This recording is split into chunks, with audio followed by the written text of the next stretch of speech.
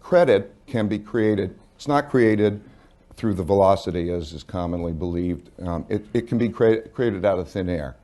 If I go into a store or I have somebody paint my house and I say I'm going to pay you later, I've created credit. That'll count in GDP. It'll be an item of production. So what we have is a credit cycle. An economy is not a complicated thing. It just has a lot of moving parts, but the basic is there's a transaction. And that transaction means somebody makes a purchase. They make a purchase of a good, a service, or a financial assets. That purchase can be made with money or credit. If money, when you make a purchase with money, you end the transaction. You don't owe anything. When you make it with credit, then there's a liability. You have to come up with the money because a credit, that debt, is an obligation to deliver money. So there's a basic transaction. There's spending, in other words, the total amount of money and credit spent on a good or service. And then there's the item that you're buying, a stock, a bond, a car, a bushel of wheat. There's that transaction. Demand is best measured in terms of spending. You know, I think in traditional economics, it's a mistake to measure it in terms of the quantity of goods. What is given up in a purchase is money or credit. What we go through is we go through a cycle. We go through a credit cycle. Credit can be created. It's not created through the velocity as is commonly believed. It can be created out of thin air. If I go into a store or I have somebody paint my house and I say I'm going to pay you later, I've created credit. That'll count in GDP. It'll be an item of production. So what we have is a credit cycle. If there's not much debt, if you don't have much debt, then you have the ability to borrow money. Let's say you earn $100,000 a year and you don't have any debt. You can then borrow $10,000 a year. You therefore can spend $110,000. Your spending of $110,000 is somebody else's income of $110,000. So it has a positive effect, and you go through a cycle. And through that cycle, you spend $110,000, they earn $110,000, and the cycle becomes self-reinforcing. Through that cycle, debt rises faster than income. Debt rises faster than income. Debt can't rise faster than income forever. So as debt rises faster than income, you have a debt cycle. What causes it to stop? Well, traditionally, as you lower interest rates, it creates debt. Has three positive effects. If interest rates are too high, then you lower interest rates. Lowering interest rates has the effect of making it easier to service the debt. It has the effect of making items cheaper to buy on credit because the monthly payments are less.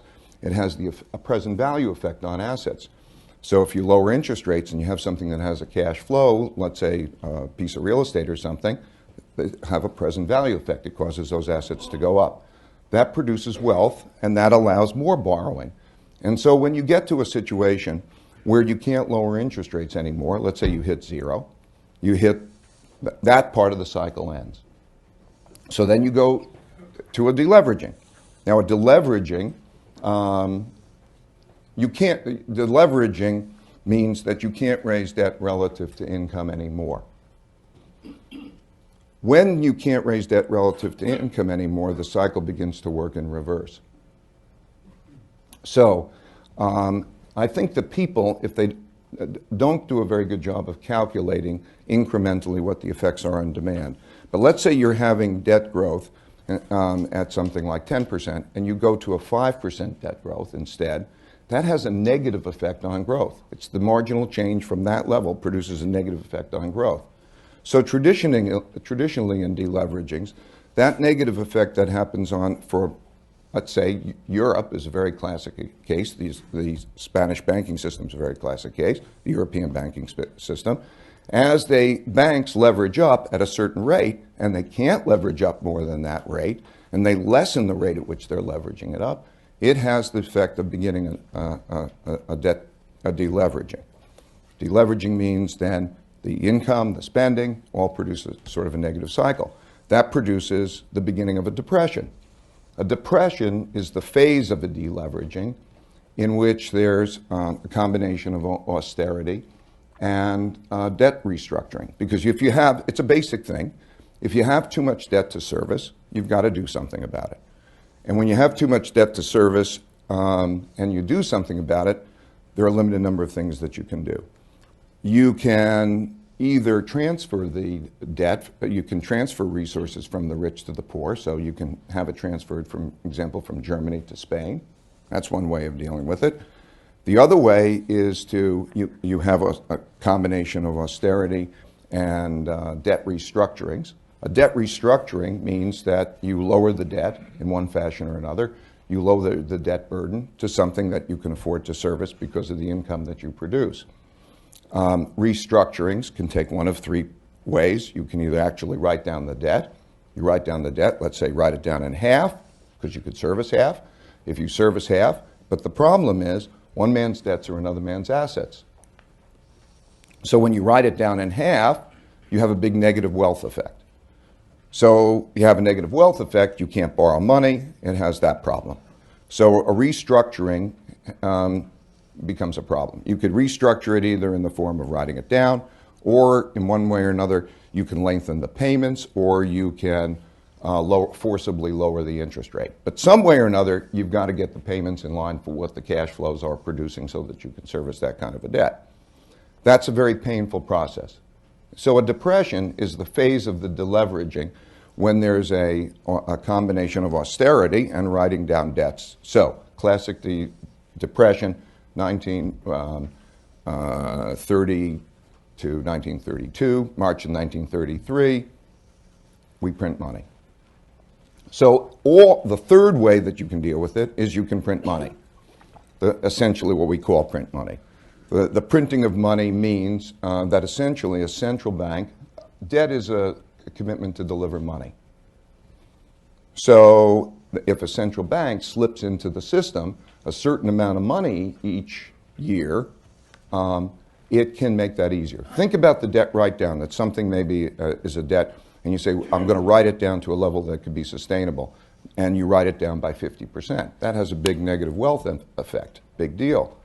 Bad. If it's 10-year debt, maybe that's equivalent to 5% a year for 10 years. If you slip in 5% a year instead, and to that person who then can pay that debt, they can service the debt, it's 5% a year, it's not that big a deal. And so in all deleveragings, in the end, they print money. It's part of the mix. Now, the best deleveragings are ones in which you have a balance of those things. Ultimately, you have to bring down the debt-to-income ratio. So, and the ways that ultimately you'll have a balance of those three things. Those three things, again, you're going to have a certain amount of transfer of wealth. You're going to have a certain amount, let's call them four things, a certain amount of austerity, a certain amount of debt write-downs, and a certain amount of printing of money. The debt write-downs and the austerity are deflationary. The printing of money is inflationary. If you can get the balance right of those things, then you have what I call a beautiful deleveraging. A deleveraging, well, when you look at the deleveraging, the debt-to-income ratios, thank you, I'm fine. If you look at the debt-to-income ratios and say, how have they come down over time? England after World War II, or the United States in the Great Depression. In all of these cases where the debt-to-income ratios came down, they came down. How did they come down? They came down with relatively good conditions by trying to get by that mix. There's the number one reason is that there's enough of a printing of money that the nominal growth rate in GDP has to exceed the nominal interest rate. Okay, because think about it, you have a certain amount of debt and there's a certain debt service cost. And if that interest rate on the debt is higher than the nominal GDP rate, then that means that it's going to compound unless you keep cutting, and that produces a negative consequence. So the most important thing is in these deleveragings, as the United States is now doing, is that you have enough of a printing of money to produce a nominal growth rate that's above the nominal interest rate over a period of time. I'm oversimplifying, but that's the most important single thing. So now, when we then take 2007, and I'm just describing a little bit the template. These templates have happened repeatedly. They've happened in, you know, the IMF restructurings, you can go back and study them all. They're all deleveragings, and they're all classic cases, and they're all pretty simple. So 2007, and also in the European case, what we had was rates of debt growth that were unsustainable rates of debt growth. The mistake of monetary policy, I think the most common mistake of monetary policy is that it's targeting inflation and growth. And while inflation and growth are important, it really what it does is it produces debt.